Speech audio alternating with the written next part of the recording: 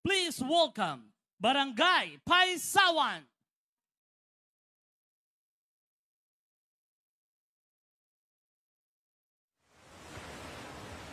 Isang 1,925 ang dating Paisawan.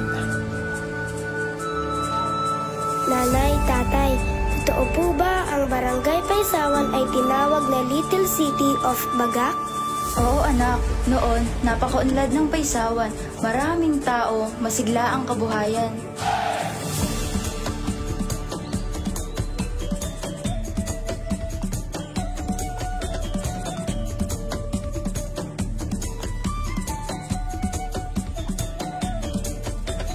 Tama, ang paunang hanap buhay noon ay pagtutroso. Ang mga tao ay nagdadala ng kahoy mula bundok hanggang lagarian.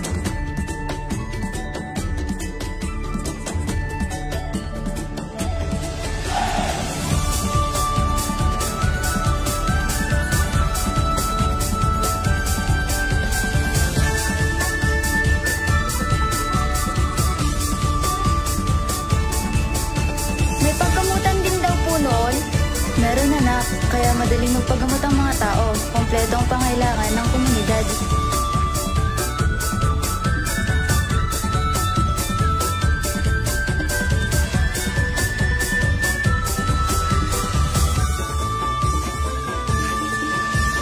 At higit sa lahat, mayaman ang ating kalikasan. Lunti ang bundok, malinaw na tubig at masaganang kagubatan.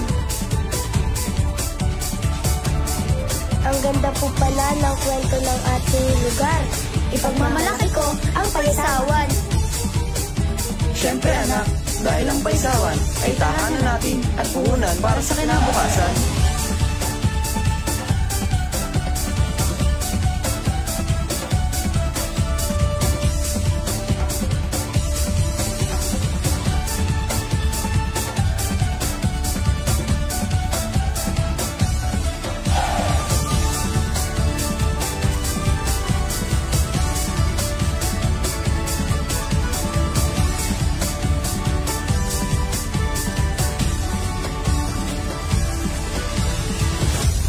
Ngunit dumating ang isang matinding trahedya. Isang malakas na sunog ang tumupok sa buong kabuhayan ng lugar. Iniwan ang komunidad sa pagkalugmok at pangambang tila na wala ng liwanag ang kanilang kinabukasan.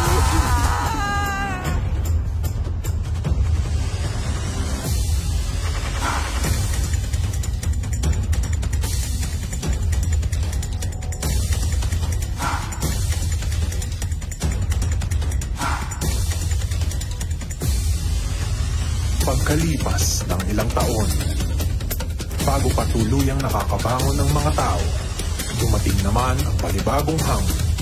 Ang pagdating ng mga Hapon noong panahon ng ikatlong digmaang pangdaigdig. Muling nasubok ang tapang, pagkakaisa at tibay ng mga Bagaking.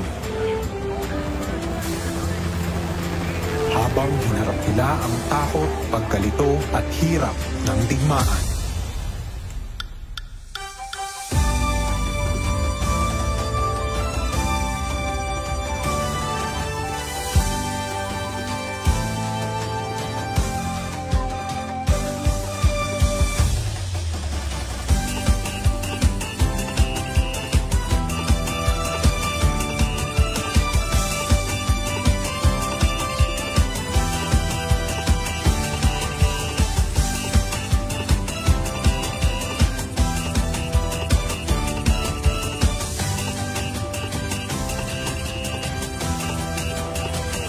Burador, presko at bagong hango sa dagat, bili ng mga suki.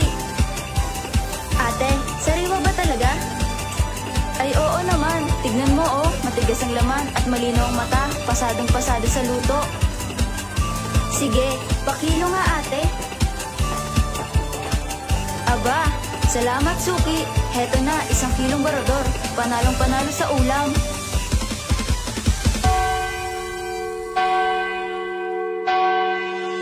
Kabataan tayo na sa simbahan, maglingkod sa kapwa at sa Diyos na may lalang. Labis na pasasalamat sa biyayang umaapaw, umindak sa tugtugin. Lahat ng